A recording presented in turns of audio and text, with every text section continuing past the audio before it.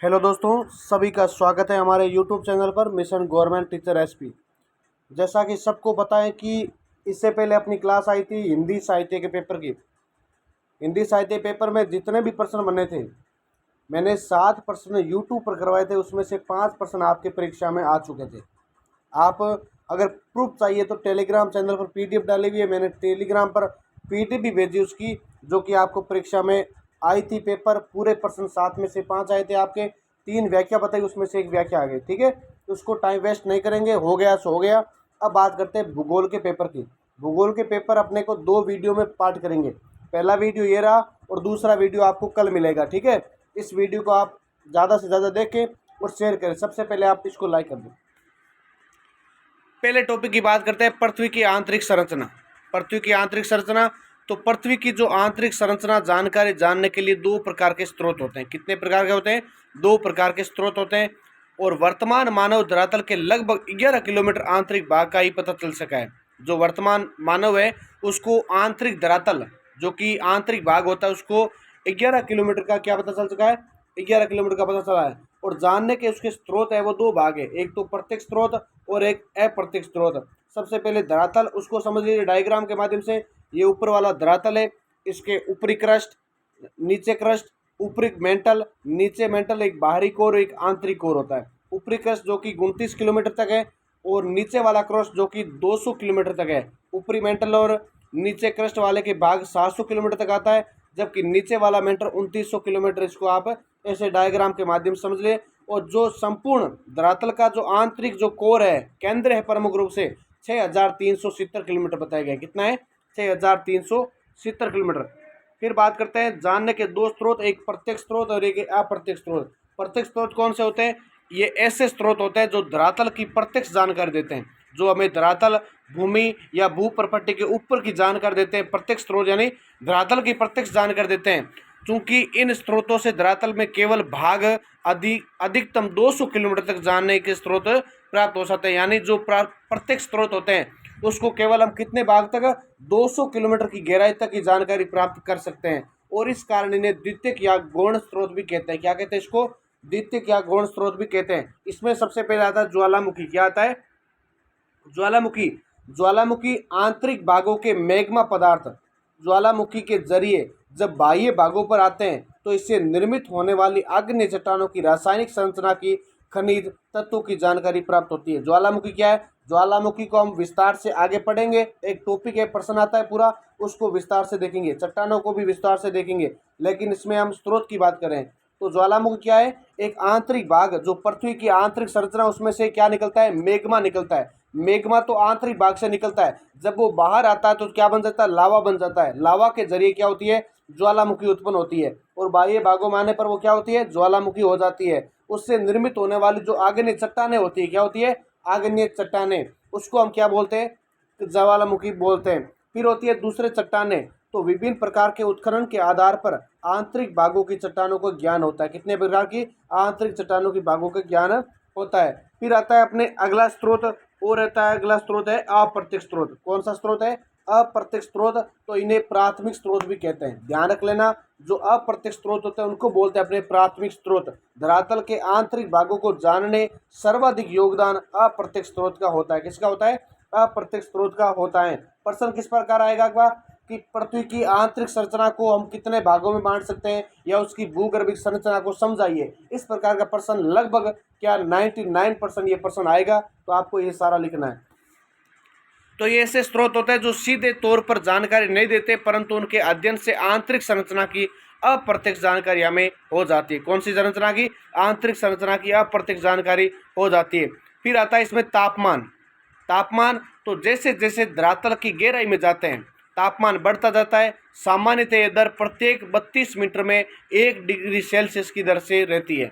जो जब हम धरातल के अंदर जाते हैं, यानी पृथ्वी के आंतरिक संरचना में या आंतरिक भाग में जाते हैं, तो 32 मीटर की गहराई पर कितना बढ़ता है? 1 डिग्री सेल्सियस तापमान दर से बढ़ता रहता है। परंतु संपूर्ण आंतरिक भागों में ये नियम लागू नहीं होता है। एक पर रहता है, ये मात्र जो बताया गया है दूरी उसके आधार पर होता है। ये चित्र देख लीजिए, जैसे ये कोर होता है पहले, उसके बाद सीमा या मेंटल है जिसका क्या होता है? तरल पदार्थ होता है, और उसके जो ऊपर वाली परत होती है वो सियाल या क्रस्ट होती है। यहाँ से भूतापीय ऊर्जा उत्पन्न होती है। कौन सी ऊर्जा? भूतापीय ऊर्जा उत्पन्न होती है मेंटल के तरली पदार्थों से, जबकि जो कोर का भाग होता है उसके अंदर वाला भाग ये चुंबकीय ऊर्जा उत्पन्न करता है। क्या करता है? चुंबकीय ऊर्जा उत्पन्न करता है, जिससे तरल गाढ़ा पदार्थ बन जाता है। फिर बात करते हैं क्रस्ट या भूप्रपट्टी पर जैसे जैसे गहराई में जाते हैं, क्रस्ट या भाग भूप्रपट्टी पर जैसे जैसे हम गहराई में जाते हैं वैसे वैसे तापमान बढ़ती हुई दर से बढ़ता है। ध्यान क्या रखना है? यही पॉइंट का ध्यान रखना है। जब भूप्रपट्टी पर जैसे जैसे गहराई में जाते हैं वैसे वैसे तापमान बढ़ती हुई दर से बढ़ता है। क्रस्ट की अंतिम भाग पर लगभग 1000 डिग्री सेल्सियस तापमान होता है। कितना होता है? क्रस्ट की जो अंतिम भाग होता है वहां पर तापमान कितना होता है? 1000 डिग्री सेल्सियस तापमान होता है। क्रस्ट के भाग मेंटल व कोर भाग में तापमान घटती हुई दर से बढ़ता है। जहां मेंटल का औसत तापमान 3700 डिग्री सेल्सियस, वहीं कोर तक आते आते 5000 डिग्री सेल्सियस तापमान हो जाता है। ये पॉइंट बहुत महत्वपूर्ण है। फिर आता है घनत्व व दाब। क्या पॉइंट है? घनत्व व दाब। जैसे जैसे गहराई में जाते हैं वैसे वैसे चट्टानों का भार बढ़ता जाता है, और चट्टानों का भार बढ़ता है वैसे वैसे घनत्व भी बढ़ता है। जैसे जैसे गहराई में जाते हैं चट्टानों का भार तो बढ़ता है, लेकिन चट्टानों का भार बढ़ता है वैसे वैसे घनत्व भी क्या करता है? बढ़ता जाता है। और पृथ्वी का जो ऊपरी घनत्व है भाग वो तो है 2.4 जीपीसीएम, जबकि पृथ्वी के कोर यानी आंतरिक भाग का घनत्व कितना है? तो अपने 15 से 14.5 जीपीसीएम माना जाता है। जबकि अब बात करते हैं पृथ्वी के औसत घनत्व की। कौन सा? पृथ्वी का औसत घनत्व कितना है? तो 5.5 जीपीसीएम। जीपीसीएम एक मात्रक है, यानी ग्राम प्रति सेंटीमीटर। ग्राम प्रति सेंटीमीटर। ऐसे क्षेत्र जहां दाब की तुलना में तापमान अधिक हो उन क्षेत्रों में चट्टानें ठोस अवस्था में न रहकर अर्ध तरल अवस्था में पाई जाती है। क्या पॉइंट है? ऐसे क्षेत्र जहां दाब की तुलना में तापमान अधिक हो उन क्षेत्रों में चट्टानें ठोस अवस्था में न रहकर अर्ध तरल अवस्था में पाई जाती है, जैसे मेंटल का ऊपरी भाग व कोर का बाहरी भाग माना जाता है। फिर बात करते हैं नेक्स्ट, एडवर्ड स्वेस के अनुसार। एडवर्ड स्वेस क्या कहते हैं? ये प्रश्न भी कई बार आता है कि एडवर्ड स्वेस के अनुसार पृथ्वी की आंतरिक संरचना को संक्षिप्त में समझाइए। तो ये प्रश्न इस प्रकार इसमें लागू होता है। तो वर्ष 1904 में इसने पृथ्वी के आंतरिक भागों को रासायनिक आधार पर वर्गीकरण किया। ये नया प्रश्न है कि एडवर्ड स्वेस के अनुसार पृथ्वी की आंतरिक संरचना को समझाओ। तो 1904 में पृथ्वी के आंतरिक भागों को रासायनिक आधार पर वर्गीकरण किया। तो एडवर्ड स्वेस ने क्या किया? रासायनिक आधार पर। और आंतरिक संरचना का पहला वर्गीकरण था, इसके अनुसार पृथ्वी जब संगठित हो रही थी तब निकल व फेरस लोहा जैसे भारी पदार्थ पृथ्वी के केंद्र में, व सिलिका व एल्यूमिनियम जैसे हल्के पदार्थ बाह्य भागों में एकत्रित हुए। सियाल यानी सीमा व निफे। यही कारण है कि पृथ्वी का बाहरी भाग कम घनत्व का है, तत्पश्चात घनत्व बढ़ता जाता है। ये आपको बना के अच्छे से मैटर वहां पर तैयार करके लिख सकते हो अगर प्रश्न आए तो, और पूरे चांस इसके आने के हैं। फिर बात करते हैं होम्स के अनुसार। प्रश्न कैसे आएगा? होम्स के अनुसार पृथ्वी की आंतरिक संरचना को संक्षिप्त में समझाओ। तो होम्स ने क्या कहा था? होम्स ने सामान्य ऊष्मा सिद्धांत के अनुसार क्रम में होम्स ने पृथ्वी की आंतरिक संरचना को 2 भागों में विभाजित किया है। पृथ्वी की आंतरिक संरचना को 2 भागों में, ये देखो दे भी रखा है, क्या दे रखा है? मॉडल बनाया हुआ है। तो होम्स का एक तो क्रस्ट भाग बांटा है उसने, और एक बांटा है सबस्ट्रेटम। तो 2 भागों में बांटा है, एक तो क्रस्ट और एक सबस्ट्रेटम। ये ऊपर धरातल है, ये होम्स का वर्गीकरण है और एक सामान्य वर्गीकरण है। तो सामान्य ऊष्मा इसने एक तो क्रस्ट भाग बांटा, जिसमें संपूर्ण सियाल तथा सीमा के कुछ भाग क्रस्ट का भाग माने जाते हैं। सबस्ट्रेटम इस भाग में निचले मेंटल तथा संपूर्ण निफे को इस भाग में रखा जाता है। संपूर्ण निचले और निफे को रखा जाता है। सामान्य मत देखते हैं। इस मत के अनुसार आंतरिक संरचना के 3 भागों में विभाजित किया। एक तो लिथोस्फीयर यानी स्थल मंडल। धरातल के बाह्य भागों या संपूर्ण सियाल को लिथोस्फीयर कहा जाता है। क्या कहा जाता है? लिथोस्फीयर कहा जाता है। दूसरा आता है पायरोस्फीयर। दूसरा क्या नाम है उसका? पायरोस्फीयर। तापमंडल। लिथोस्फीयर के निचले भागों में तापमान अधिक होने के कारण, क्या पॉइंट है कि लिथोस्फीयर के निचले भागों में तापमान अधिक होने के कारण इसे तापमंडल कहते हैं। क्या कहते हैं? तापमंडल कहते हैं। चूंकि ये मध्यम भाग में है इसलिए मध्यम मंडल भी कहते हैं। क्योंकि ये किस भाग में? मध्यम भाग में, यानी बीच में आता है पायरोस्फीयर, इसलिए इसको बोलते हैं मध्यम मंडल भी कहा जाता है। इसके ऊपरी भाग अर्ध तरल अवस्था में होता है। इस कारण इसे एस्थेनोस्फेयर, क्या कहते हैं, एस्थेनोस्फेयर अर्थात दुर्बलता मंडल कहा जाता है। क्या कहते हैं इसको, दुर्बलता मंडल भी कहा जाता है। ये हो गया इसका भाग।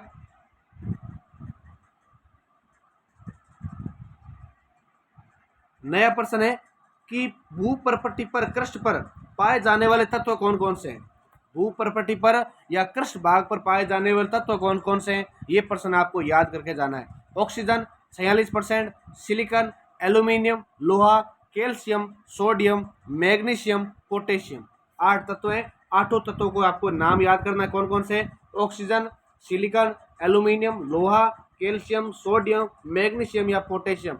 उक्त 8 तत्वों से ही क्रस्ट की लगभग 90% क्षेत्र बना हुआ है। भूपरपट्टी पर पाए जाने वाला सर्वाधिक धात्विक खनिज तत्व है कौन सा है, एल्यूमिनियम है। कौन सा है, एल्यूमिनियम है। वहीं संपूर्ण पृथ्वी पर सर्वाधिक धात्विक खनिज लोहा माना जाता है। कौन सा है, लोहा माना जाता है। और संपूर्ण पृथ्वी पर भूपरपट्टी पर पाए जाने वाला सर्वाधिक अधात्विक तत्व कौन सा है, सिलिका है। कौन सा है, सिलिका है। ये पॉइंट विशेष रूप से ध्यान रखना। क्या पॉइंट है कि एक तो भूपरपट्टी पर पाया जाने वाला सर्वाधिक धात्विक खनिज कौन सा है, एल्यूमिनियम है। अगर पूछ रहे संपूर्ण पृथ्वी पर सर्वाधिक धात्विक तत्व कौन सा है, तो लोहा है।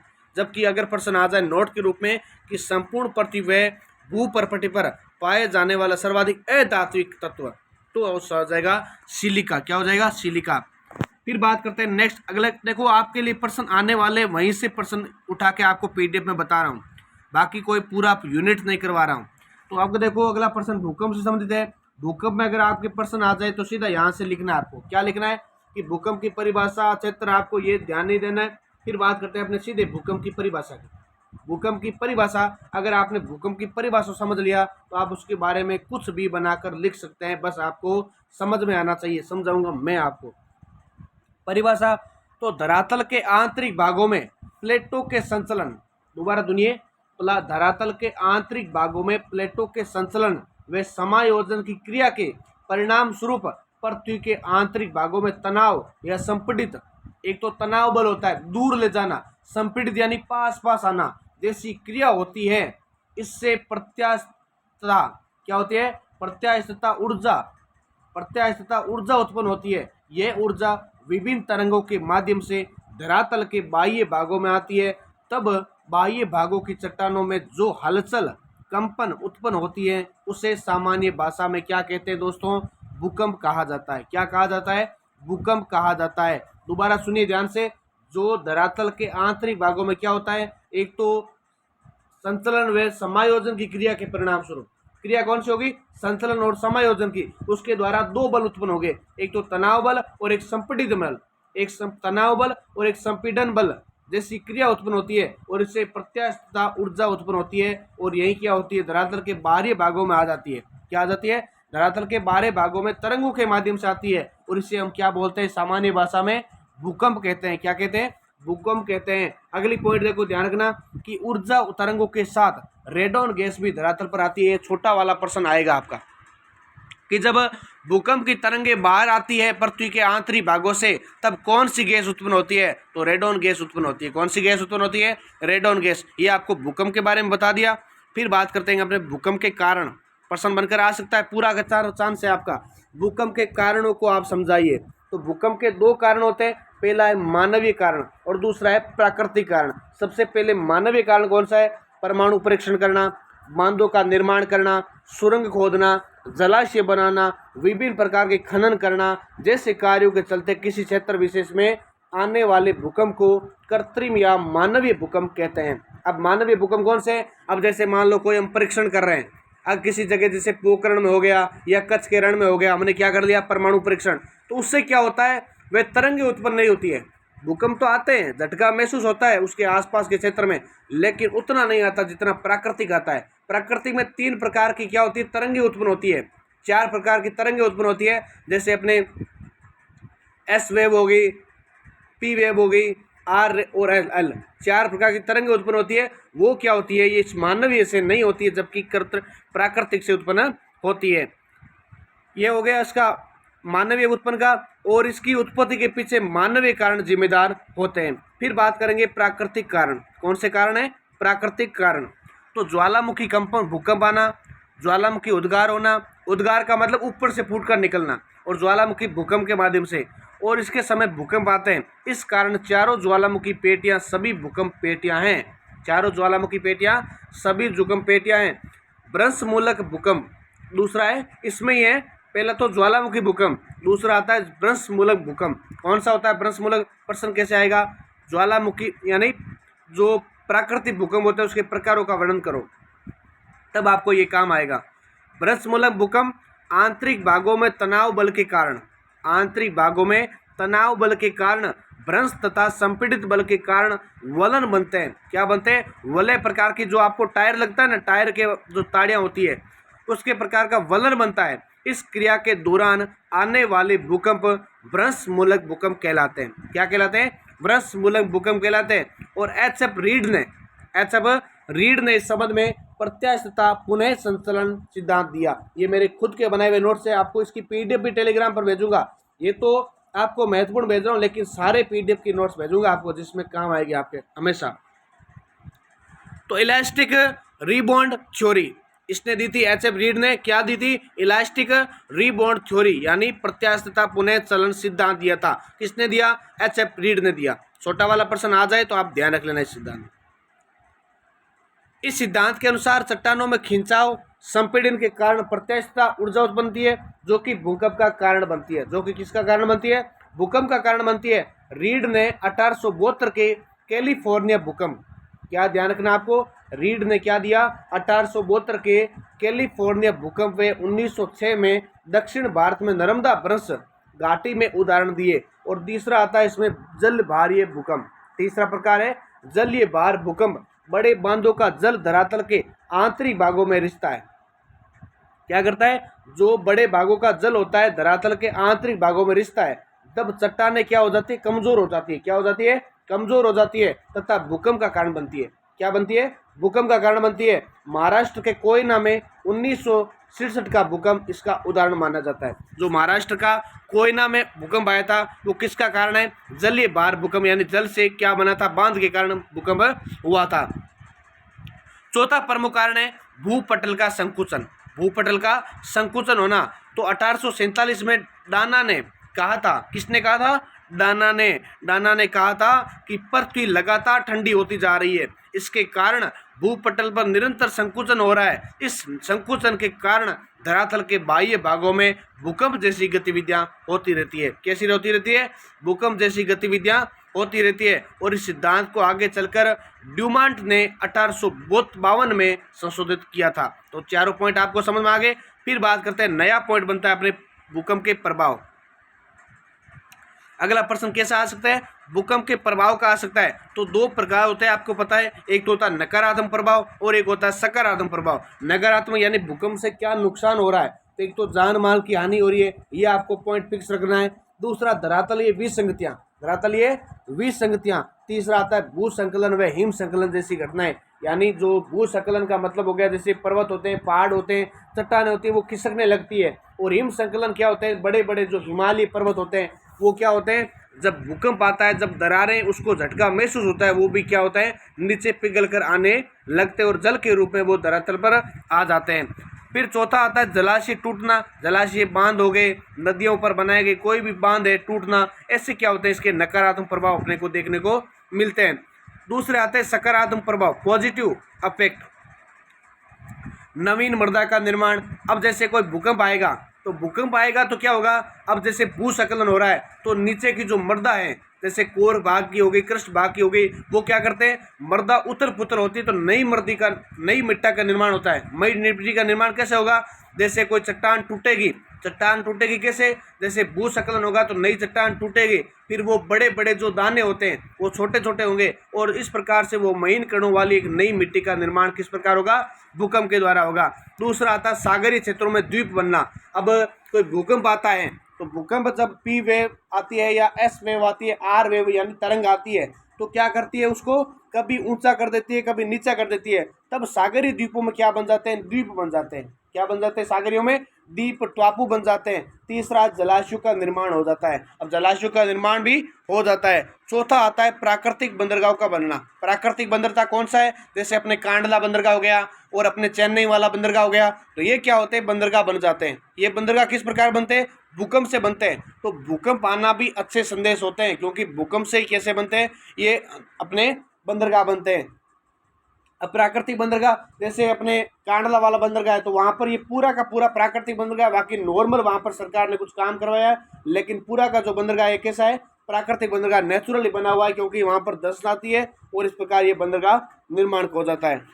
पांचवा, अपर्दन व अपक्षय का अधिक होना। अपर्दन व अपक्षय का अधिक होना, जमीन का क्या हो जाता है? दूर चले जाती है दूसरी जगह। जैसे हिमस्खलन है तो जल का अपर्दन हो गया, अपक्षय हो गया, और उस प्रकार से अपर्दन व अपक्षय का अधिक हो जाता है। नदियों का मार्ग बदलना।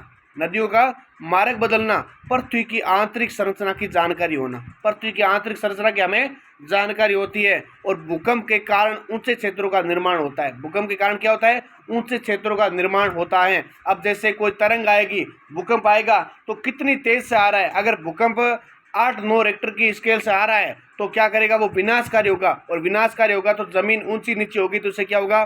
भूकंप के कारण ऊंचे क्षेत्रों का निर्माण होगा। जैसे कोई माउंट आबू बन जाएगा, या मान लो कोई क्षेत्र ऊंचा हो जाएगा और कुछ नीचे भी धंस जाते हैं। इससे प्रमुख ये पॉइंट है जो जलवायु को प्रभावित करते हैं। अब जैसे ये पॉइंट भी ध्यान रखना है, जब भूकंप आता है तो जलवायु को प्रभावित भी करता है। ये पॉइंट भी बहुत महत्वपूर्ण है। अगला पॉइंट अपना कौन सा है? भूकंप मापन। इसमें देखो मैंने 2 पार्ट क्यों लिए, क्योंकि इसकी पीडीएफ मैंने हस्तलिखित बनाई, बाकी आपको इस पीडीएफ प्रश्नों के माध्यम से दूसरा वीडियो भी करवाऊंगा। पहले आप ये देखेंगे तो आपको 5% या 4% यहाँ से मिल जाएंगे, बाकी 5-7% आपको दूसरी पीडीएफ में, जो कि बड़ा होगा थोड़ा, वो वीडियो भी अच्छे से तैयार करवाऊंगा। तो भूकंप मापन, भूकंप का अध्ययन करने वाले विज्ञान को सिस्मोलॉजी कहते हैं। बहुत शानदार लाइन है। भूकंप का अध्ययन करने वाले विज्ञान को सिस्मोलॉजी कहा जाता है। और भूकंप को दर्शाने वाले ग्राफ को अपने सिस्मोग्राम कहते हैं। क्या बोलते हैं? सिस्मोग्राफ कहते हैं। भूकंप की तीव्रता, मैग्नीट्यूड व भूकंप के आघात का मापन हेतु विभिन्न स्केलों का प्रयोग होता है। पहला आता है इसमें रिक्टर स्केल। एक ही रिक्टर स्केल की बात करेंगे, क्योंकि यही आपकी परीक्षा के लिए महत्वपूर्ण है। 1935 में इसका निर्माण हुआ, और इससे 1 से 10 लेकर तक मैग्नीट्यूड के लिए इसका क्या होता है? मापन किया जाता है। 31.6 से 1000 गुणा, यानी वर्ष में 1935 में CF रिक्टर द्वारा इसका आविष्कार किया गया था। ये क्या 31.6? जब एक मैग्नीट्यूड से, जैसे 1, 2, 3, 4, 10 तक मैग्नीट्यूड होते हैं, तो जब 7 से 8 तक होता है तब तो 31.6 गुना बढ़ता है। जबकि 6 से सीधा 8 हो जाता है, यानी 2 रिक्टर अगर बढ़ जाता है तो वहां पर 1000 गुना का क्या हो जाता है? विनाशकारी माना जाता है। ये स्केल भूकंप की तीव्रता, ऊर्जा के मैग्नीट्यूड मात्रक से मापती है, और एक मैग्नीट्यूड में वृद्धि 31 गुणा 6 आघात को बढ़ा देती है। ये हो गया अपने भूकंप से संबंधित बात। नया प्रश्न है कि ब्रह्मांड की उत्पत्ति। अगला प्रश्न क्या बनेगा कि ब्रह्मांड की उत्पत्ति के संदर्भ में बिग बैंग का सिद्धांत किस प्रकार है? तो ये प्रश्न आपके अगर आता है छोटा वाला 2-4 नंबर का, तो आप देख लीजिए, और बड़ा भी आप बनाकर लिख सकते हैं। तो ब्रह्मांड की उत्पत्ति के संदर्भ में वर्तमान में बिग बैंग सिद्धांत सर्वमान्य माना जाता है। क्या है? सर्वमान्य माना जाता है, जिसका प्रतिपादन 1966 में बेल्जियम के जॉर्ज लेमेटर द्वारा, जिसके अनुसार 13.7 अरब वर्ष पूर्व मटर के दाने के समान पिंड अनंत ताप व घनत्व वाला महाविस्फोट बताया गया। तो इसको ऐसे समझो, कहानी के माध्यम से, अपनी जो ब्रह्मांड है उसका नाम क्या है? अरे कोई बता सकता है कि अपना एक ब्रह्मांड है, छोटा सा भाग है, वो प्रपूर्ण जो एक धरातल है, जो ऊपर जो आकाशीय पिंड है, उसका जो ब्रह्मांड है, अपनी एक मेखला है, जिसका नाम क्या है? दुग्ध मेखला। इसको बोलते हैं अपने मिल्की वे। क्या बोलते हैं? मिल्की वे। और इसका जो टुकड़े हुए हैं वो किसके सिद्धांत के अनुसार हुए? बिग बैंग सिद्धांत के अनुसार। किसके अनुसार? बिग बैंग सिद्धांत के अनुसार हुए, जिसमें से अपनी एक आकाश गंगा है, जिसकी एक अपनी आकाश गंगा, जिसका नाम है मिल्की वे, और जिसके अनुसार 13.7 अरब वर्ष पूर्व मटर के दाने के समान पिंड में विस्फोट हुआ था, जिससे असंख्य करोड़ों आकाश गंगाएं बनी। जिसमें हमारी आकाश गंगा कौन सी है? दुग्ध मेखला, अर्थात मिल्की वे, जिसको हम बोलते हैं मंदाकिनी। क्या बोलते हैं? मंदाकिनी। और आकाश गंगा में करोड़ों अरबों तारे हैं। आकाश गंगा में क्या है? करोड़ों अरबों तारे हैं, जिसमें से सूर्य भी एक तारा है। जिसमें से सूर्य भी एक तारा है। तो आपको ये क्रम याद रखना है कि आकाश गंगा, दुग्ध मेखला, मंदाकिनी, मंदाकिनी में करोड़ों अरबों तारे हैं, जिसमें से सूर्य एक तारा है, और सूर्य एक तारा है तो तारा ये एक गैसीय पुंज है। तारा क्या है? गैसीय पुंज है जो स्वयं के प्रकाश से चमकते हैं। सूर्य क्या करता है? अपने स्वयं के खुद के प्रकाश से चमकता है, और इनके केंद्र में नाभिकीय संलयन द्वारा ऊर्जा बनती है। क्या बनती है? इसके द्वारा नाभिकीय संलयन द्वारा ऊर्जा बनाई जाती है। एक प्रश्न ये भी याद कर लो आप कि केपलर का गृह नियम से आप क्या समझते हैं। प्रश्न कैसे आएगा? केपलर का गृह नियम से आप क्या समझते हैं? तो प्रत्येक पिंड दूसरे पिंड के चारों ओर दीर्घवृत्ताकार चक्कर लगाते हैं। प्रत्येक पिंड क्या करते हैं? दूसरे पिंड के चारों ओर दीर्घवृत्ताकार चक्कर लगाते हैं, जैसे पृथ्वी सूर्य के चारों ओर चक्कर लगाता है। अब जैसे ये डायग्राम देख लो, ये पृथ्वी है और ये सन है, सूर्य। तो जो एक तो देखो इधर वाला जो चक्कर है वो बड़ा लग रहा है, इधर वाला छोटा लग रहा है, तो ये दीर्घवृत्ताकार, इसको क्या नाम दिया है? दीर्घवृत्ताकार नियम या दीर्घवृत्ताकार चक्कर दिया है। तो जो छोटा वाला रूप है, जो पृथ्वी और ये सूर्य के मध्य दूरी है, छोटी कम होती है, वो तो होती है उपसौर। अगर अधिक दूरी होती है सूर्य और पृथ्वी के मध्य, तब होता है अपसौर। अपसौर कब होता है पृथ्वी पर? 4 जुलाई को। अपसौर कब होता है? 4 जुलाई को। और उपसौर कब होता है? 3 जनवरी को होता है। उपसौर कब होता है? 3 जनवरी को। इसकी दूरी है 14.7 करोड़ किलोमीटर और इसकी दूरी है 15.20 किलोमीटर। ये डायग्राम अगर आपने समझ लिया तो आपका केपलर का गृह नियम आपको बिल्कुल याद हो जाएगा। ये ऐसा नहीं है कि बीए के में काम आएगा, आपके हर जगह काम आएगा, जो भी तैयारी करोगे आपके काम आएगा। दूसरा है अगला ब्लैक होल सिद्धांत। कौन सा सिद्धांत है? ब्लैक होल सिद्धांत। स्टीफन हॉकिंस ब्रिटेन के वैज्ञानिक दानव तारा, ब्लैक होल सिद्धांत, दानव तारा। इस सिद्धांत के अनुसार सूर्य की आयु 5 अरब वर्ष बची है। इसके अनुसार क्या है? सूर्य की जो आयु है वो कितनी बची है? 5 अरब वर्ष बची है। उसके बाद ये ब्लैक होल में समा जाएगा। ब्लैक होल का मतलब गायब हो जाएगा वहां से, फिर सारा जो ब्रह्मांड है वो क्या हो जाएगा? खत्म हो जाएगा। ये किसने दिया? ये दिया है स्टीफन हॉकिंस ने। प्रश्न पूछ सकते छोटा वाला कि स्टीफन हॉकिंस ने कौन सा सिद्धांत दिया? ब्लैक होल सिद्धांत दिया, इसको दानव तारा भी बोलते हैं। इसके अनुसार जो सूर्य की आयु है वो 5 अरब वर्ष पूर्व है। आप डरो मत, आपकी आयु बहुत है, क्योंकि 5 अरब वर्ष बहुत होते हैं। अपनी तो सोच लो कि सोच भी नहीं सकते इतना है, ठीक है। तो इस प्रकार से हमने इस क्लास में क्या किया है? इस क्लास में आपको जो महत्वपूर्ण प्रश्न लगे 5 या 6 प्रश्न इस पूरे वीडियो के अंदर बनते हैं, जो कि आपकी परीक्षा के लिए बहुत महत्वपूर्ण है। मैंने 2 पार्ट क्यों लिए? ताकि एक आप वीडियो आज समझ लो अच्छे से, भूगोल का पार्ट है, हिंदी होता तो आपको एक दिन में करवा दिया। जैसे हिंदी में मैंने आपको 7 क्वेश्चन बताए दिए थे, आपके 5 क्वेश्चन आ गए, यानी 120 नंबर का पेपर था, एक व्याख्या और अपने 4 क्वेश्चन, तो टोटल मिला के मैंने आपको 76 नंबर तो आपको 120 में से ऐसे ही दे दिए। आपने अगर जिसने भी वीडियो देखा उनको बहुत बहुत फ़ायदा हुआ है। अब देख लो, जिसने देखा है कमेंट बॉक्स में बताना कि सर मैंने हिंदी साहित्य का वीडियो देखा और आपका वीडियो बहुत काम आया। तो इस वीडियो को आप ज़्यादा से ज़्यादा लाइक करेंगे, शेयर करेंगे, मैं यही आशा करता हूं। और आप कमेंट करके बताना कि आपको कैसा लगा है वीडियो। वास्तव में अगर आपको समझ में आया है और आपके हिंदी साहित्य में अगर आपको फ़ायदा हुआ है तो आप कमेंट सेक्शन में बाद में ज़रूर बताना कि सर बहुत मुझे फ़ायदा हुआ है। और आप नेक्स्ट क्लास, ये जो इसका दूसरा पार्ट है, ये क्लास फर्स्ट है भूगोल की, और जो परसों पेपर है लेकिन सोमवार को है, लेकिन कल आपको 10-11 बजे के बीच में दोपहर में आपको सेकेंड वीडियो डाल दूंगा। आप इस वीडियो को ज़्यादा से ज़्यादा शेयर करना। जय हिंद, जय भारत।